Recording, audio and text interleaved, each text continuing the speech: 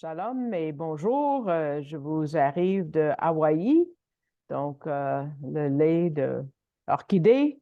Donc, je suis contente d'être avec vous à partir de Honolulu, où je voyage pour enseigner pour les ministères Ariel Canada. J'enseigne ce matin le texte de M. Jacques-Isaac Gabizon au sujet de l'histoire de la rédemption dans les Écritures hébraïques. Et puis, ça me fait plaisir de vous accueillir avec nous si vous êtes nouveau. Euh, Encore shalom, shalom. Est-ce que ça vous est déjà arrivé de vous poser la question où Jésus était entre l'âge de peut-être 2 ans jusqu'à l'âge de 12 ans, quand on voit lui et ses parents aller au temple pour le présenter? Est-ce que vous vous êtes déjà posé la question comment est-ce que Jésus était tellement connaissant à l'âge de 12 ans, au point où les docteurs de l'époque, les prêtres, étaient tellement impressionnés par sa connaissance et par sa sagesse. Oui, Jésus est divin, mais les Écritures nous indiquent qu'il a appris ces choses-là. Mais qui lui a enseigné tout ça? Comment est-ce qu'il a appris? Quelles ont été les méthodes pour lui enseigner? Tout ça est révélé pour nous dans le livre d'Ésaïe que nous étudions présentement, le livre du serviteur, qui comprend les chapitres 40 jusqu'au chapitre 53 d'Ésaïe, une portion vraiment riche qui nous dévoile pour nous pas juste la nature divine du Messie, mais aussi comment il était homme. Donc, Dieu le Père le tenait par la main à travers toute sa vie. Et on apprend ça dans ces chapitres que même le Père lui a enseigné tout ce qu'il connaissait. Donc, on va continuer dans le livre des serviteurs. Ça, comme j'ai dit, ça commence au chapitre 40, mais tournons tout de suite au chapitre 50. Et puis, on va voir un verset important. Je ne l'ai pas mis à l'écran, donc j'attends que vous y arrivez. Et puis, on va lire le verset 4 du chapitre 50. Le Messie serviteur parle de l'enseignement qu'il a reçu du Père au chapitre 50 d'Ésaïe, verset 4. Le Seigneur, l'Éternel, m'a donné la langue des savants pour que je sache soutenir par une parole celui qui est las. Il me réveille chaque matin, il réveille mon oreille pour que j'écoute comme ceux qu'on enseigne. On va regarder ça plus en profondeur, mais on va voir que le Père était avec Yeshua dès sa jeunesse et il la tenait par la main et il lui enseignait chaque matin, comme il fait avec nous, les croyants, qui chaque jour nous lisons, nous étudions les Écritures comme nous prions. C'est après cet enseignement qu'on voit Yeshua à l'âge de 12 ans, déjà tellement connaissant dans les Écritures, comme nous lisons en Luc 2, versets 46 et 47. Peut-être c'est un verset que vous connaissez déjà. Luc 2, 46 et 47. Et il arriva qu'après 3 jours, ils le trouvèrent dans le temple, assis au milieu des docteurs, les écoutant et les interrogeant. Et tous ceux qui l'entendaient s'étonnaient de son intelligence et de ses réponses. Mais comment est-ce que Jésus, Yeshua, connaissait toutes ces choses? Bien, il avait déjà été enseigné et formé, et en fin de compte, il connaissait plus que ceux qui devaient enseigner.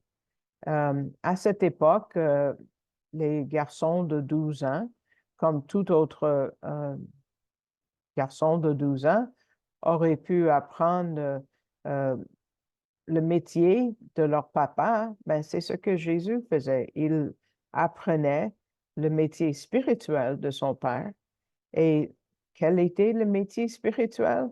De racheter les vies en convainquant les cœurs de se tourner vers lui. Maintenant, on va retourner plus pas au début, mais à une autre place dans le livre du serviteur. c'est-à-dire le chapitre 42. Donc, tournez avec moi au chapitre 42 de Ésaïe. On va voir un verset encore que Jésus cite quand c'est dans le Nouveau Testament, un verset que encore là vous connaissez peut-être.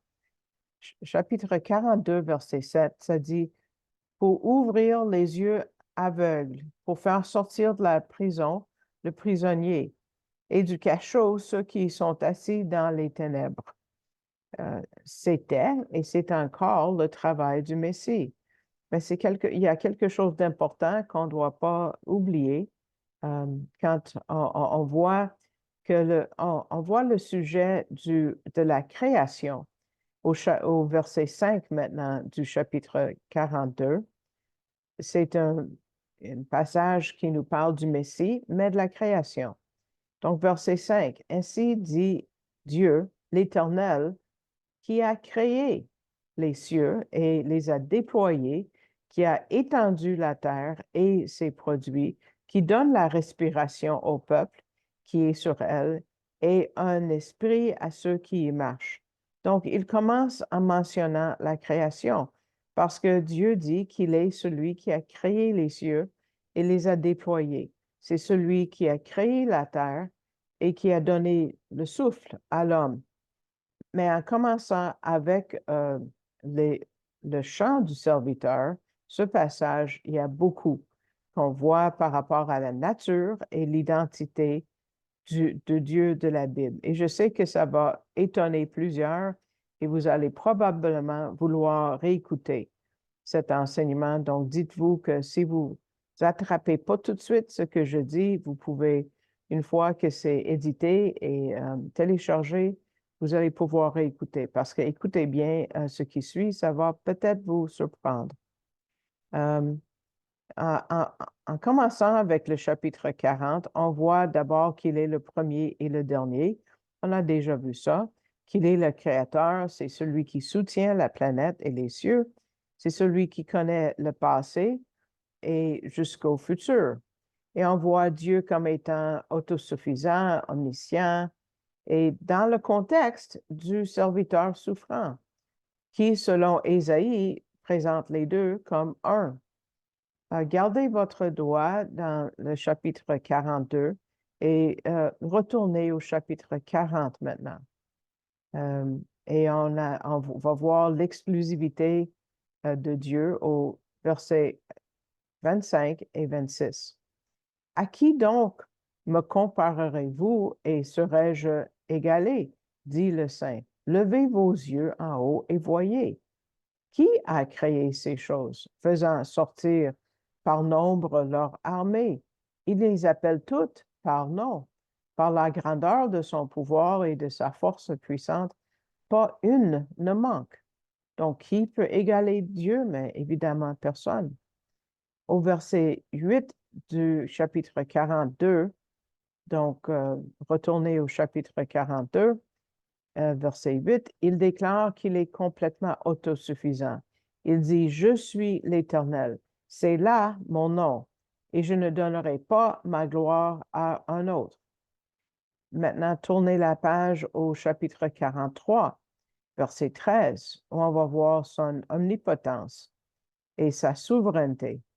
Au chapitre 43, verset 13, ça dit aussi, depuis qu'il y a un jour, je suis le même, et il n'y a personne qui délivre de ma main. J'opérerai et qui peut m'en détourner? On voit, il est omnipotent. Maintenant, tournez au chapitre 44. Vous allez avoir de l'exercice avec les doigts. Chapitre 44, verset 6, on va voir sa solitude et son unicité. Verset 6. Ainsi dit l'Éternel, le roi d'Israël et son Rédempteur, l'Éternel des armées. Je suis le premier et je suis le dernier, et hors moi, il n'y a pas de Dieu. La question, c'est pourquoi est-ce qu'il dit ces choses dans le contexte du serviteur du Seigneur? Donc ça, c'est le plus important. Pourquoi c'est dit dans le contexte du serviteur du Seigneur? Il dit, je crois que tout cela, c'est pour révéler la vraie nature du serviteur du Seigneur. Qui est-ce vraiment? Qui est Jésus vraiment? Ce sont tous des traits de caractère du serviteur. Il y a un verset dans la section qui peut tout résumer. Et selon le monsieur Gabizon, c'est un des versets les plus puissants de la Bible qui parle de la nature du Messie et de Dieu. C'est le verset qui a convaincu M. Gabizon pour comprendre que Jésus est Dieu et Jésus est, écoutez bien, le Dieu de l'Ancien Testament. Tournons au chapitre 43, verset 11 et regardons ce que le Seigneur, Yahvé, l'Éternel, dit ici. Chapitre 43, verset 11, c'est important à garder en tête. Moi, je suis l'Éternel, et hors moi, il n'y en a point qui sauve, ou il n'y en a point de sauveur. Le mot pour sauveur dans l'hébreu, c'est Moshiach, comme Messie. Et le nom de l'Éternel, c'est le Yod-Hé-Vav-Hé, les 4 lettres hébraïques qui comprend le nom de l'Éternel ou Yahvé ou Jéhovah, comme on le dit souvent. Et c'est utilisé plus de 7000 fois dans les Écritures hébraïques et désigne toujours Dieu. C'est comme son nom propre. Je l'ai déjà dit comme étant le nom par lequel il signe ses alliances.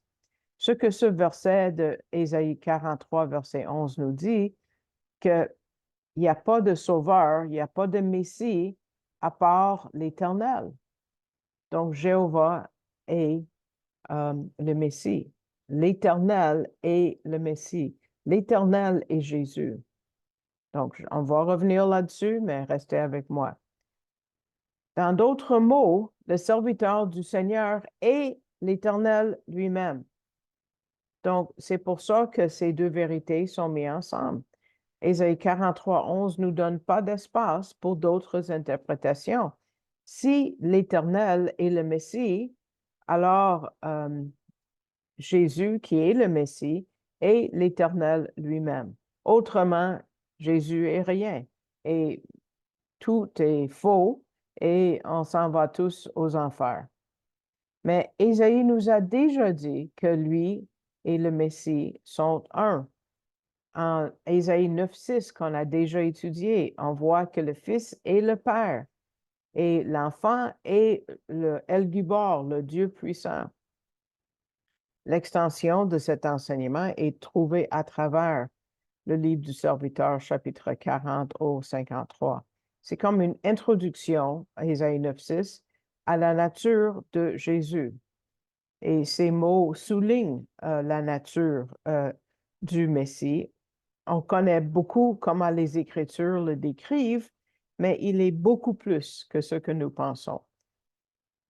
Une fois qu'on s'approche du Nouveau Testament et on contemple la vie du Messie, vous ne pouvez qu'être étonné en voyant que même dans son humanité, il partage les mêmes attributs de l'Éternel. Ils sont un. Donc, on va regarder plusieurs et restez avec moi, OK? D'abord, que Jésus est immuable, vous voyez ça en Hébreux 13, verset 8. Jésus-Christ est le même hier et aujourd'hui et éternellement. Il y a juste Dieu qui n'a pas besoin de changer parce qu'il est complètement bon et il est complète en lui-même. Le Nouveau Testament présente Jésus comme étant omniprésent. Et nous voyons cela dans Matthieu 18, 20, entre d'autres passages, où ça dit dans le cadre de la discipline de l'Église, et pas les réunions de prière comme on en enseigne souvent, car là où 2 ou 3 sont assemblés à mon nom, je suis là, au milieu d'eux. On sait aussi que Dieu est omnipotent. On lit en Colossiens 1, 17, « Et lui est avant toute chose, et toute chose subsiste par lui. » Il y a juste Dieu qui peut être ça. Mais ici, ça nous dit que c'est le Messie qui le fait, qui est omnipotent. On voit que Jésus est la source de vie, comme nous lisons en Jean 5, verset 26. Car comme le Père a la vie en lui-même, Ainsi, il a donné au Fils aussi d'avoir la vie en lui-même. Il y a juste Dieu qui peut souffler la vie dans des personnes. Il n'y a pas un homme ou un ange qui peut faire ça, mais Jésus avait cette puissance. Il a démontré quand il a ressuscité Lazare après 4 jours, quand une résurrection était considérée comme étant impossible. Mais il n'est pas juste la source de vie, il est la source de vérité. Et vous connaissez ce verset en Jean chapitre 14, verset 6, qui dit, Moi, je suis le chemin et la vérité et la vie. Nul ne vient au Père que par moi. Donc, ce que ce grand passage en Ésaïe nous dit, c'est que le serviteur n'est pas juste un serviteur ou un Messie à venir, il est l'Éternel incarné. Il est l'Éternel incarné. Il est Yeshua. Il est le salut. Donc, on voit la plénitude de ce message maintenant que nous allons étudier dans une autre étude d'Ésaïe 53. Et c'est là où ça nous amène. Parce qu'ici, c'est le travail, c'est le fondement, si vous voulez, pour dire que c'est pas peu que Dieu a pris chair et s'est donné sur la croix. Donc, ces sections, on peut les voir comme étant un appel personnel de Dieu de considérer qui il est et ce qu'il nous offre.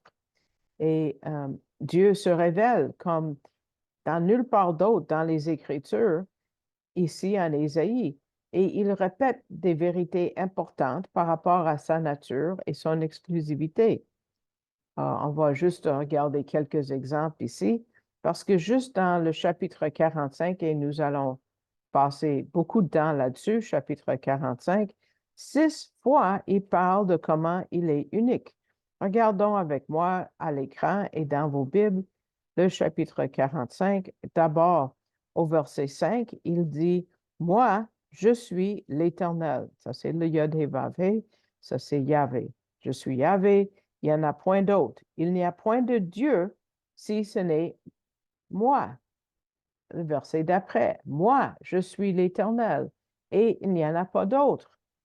Verset 14, il n'y en a pas d'autre, point d'autre Dieu. Verset 18, c'est tout dans le même chapitre. Moi, je suis Yahvé, il n'y en a point d'autre. Verset 21, et hors moi, il n'y a pas de Dieu. Et finalement, au verset 22, il dit, car moi, je suis Dieu, il n'y en a pas d'autre. Pourquoi tant de fois? Pourquoi répéter autant? Pourquoi toutes ces affirmations? M. Gabizon dit, il réitère ça souvent pour nous préparer de voir que lui, Yahvé, est le serviteur. Celui qui a créé la terre et les cieux et celui qui vient et qui habite avec nous, qui demeure avec nous pour nous sauver. Peut-être on n'a pas de problème à dire que Dieu, comme nous le concevons dans nos têtes, est exclusif, il est omnipotent, mais plusieurs ont un problème de dire que Jésus existe par lui-même, il est autosuffisant, il est éternel, il est infini, mais il est un en nature et aussi dans sa raison d'être avec le Père, et à cause de ça, on ne peut pas le distinguer du Père dans un sens, même si on peut le distinguer. C'est un mystère. La Trinité et la pluralité de Dieu est quasiment impossible à saisir. Si on pense que Jésus est juste un enseignant ou un prophète qui est venu mourir pour nos péchés, on passe à côté de pourquoi il est venu. Parce que Jésus était là dès l'éternité passée. Et ça nous amène à nous rendre compte de ce que Jésus est venu faire il y a 2000 ans, quand Jésus est venu. Regardons maintenant la fin du chapitre 45, verset 23. J'ai juré par moi-même, la parole est sortie de ma bouche en justice et ne reviendra pas, que devant moi tout genou se ploiera, par moi toute langue jurera. Mais qui parle? C'est le Dieu de l'Ancien Testament. Mais l'Esprit nous révèle son autre nom en Philippiens 2:10, un verset que vous connaissez, qu'il est aussi le serviteur, afin qu'au nom de Jésus se ploie tout genou des êtres célestes et terrestres et infernaux. Donc, ce qu'on va voir dans ces chapitres qui nous amènent à Ésaïe 53, c'est ce message par rapport à qui nous sauve. Tout arrête au pied de Jésus. Mais une bonne connaissance de Dieu, comme il se déclare lui-même, est impératif pour qui que ce soit qui veut désirer avoir le salut. Pensez dans vos têtes à Genèse 32, verset 20, quand Jacob était surpris d'avoir vu Dieu sans mourir, parce qu'il savait que personne ne pouvait voir Dieu. On a vu Ésaïe 43, 11, qui dit que le Dieu de l'Ancien Testament, c'est lui notre sauveur. Dans le Louis II, ça dit, c'est moi qui suis l'Éternel, Yahvé, et hors moi, il n'y a point de sauveur. Et comme j'ai déjà dit, le mot pour sauveur, c'est Mosiar, et ça contient le mot Yassa, qui veut dire délivrer. C'est ce que Jésus a fait quand il est venu sur la terre. Ses origines sont de l'éternité, comme Michée nous dit. Il est venu comme un enfant, mais qui est le El Gibor, comme Ésaïe 9:6 nous a dit. M. Gabizon dit, ça ne veut pas dire que quand je lis ou quand j'ai lu Ésaïe 43, 11, que j'ai compris toute la Trinité et la complexité de la nature de Dieu. Mais il dit, j'ai compris qu'ils étaient un. Et aussi, j'ai compris que je ne pouvais pas comprendre cette vérité dans son immensité. Et ça a clarifié beaucoup de ce qu'il a lu dans les Écritures hébraïques qui parlent de la pluralité de Dieu. Comme je me rappelle moi-même à la synagogue, j'avais la question et je l'ai posée au rabbin quand j'ai dit pourquoi Dieu dit que nous faisions Dieu à notre image. Je ne comprenais pas. J'ai demandé à Dieu de m'expliquer ça, mais pas à Dieu, au rabbin. Il m'a dit une réponse qui ne tient pas. Donc, M. Gabizon dit, par la foi, je m'appuie sur des versets comme celui-ci, que le Dieu des Écritures hébraïques est mon sauveur. Une fois que vous vous approchez du Nouveau Testament et vous contemplez la vie du Messie, vous allez être étonné de voir que même dans son humanité, il partage les attributs de l'Éternel, qu'ils sont un.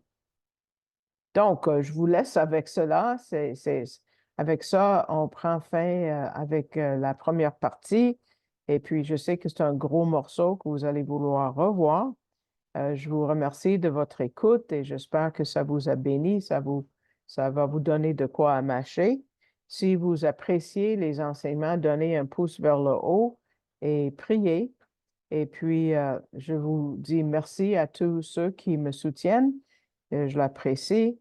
Et puis, si vous voulez me soutenir financièrement, le seul soutien que je reçois, c'est par vous et par des églises comme la vôtre. Vous allez à arielcanada.ca et vous allez trouver le drapeau français et le mot donner.